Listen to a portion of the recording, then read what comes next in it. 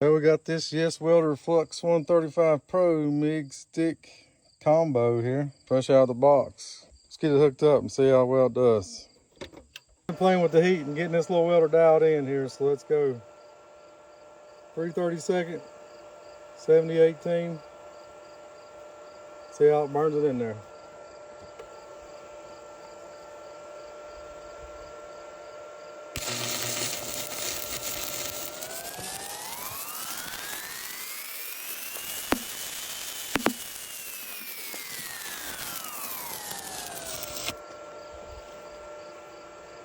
Stick welds like a dream, boys. Rolls up like it. Alright, got the MIG hooked up. See what happens here.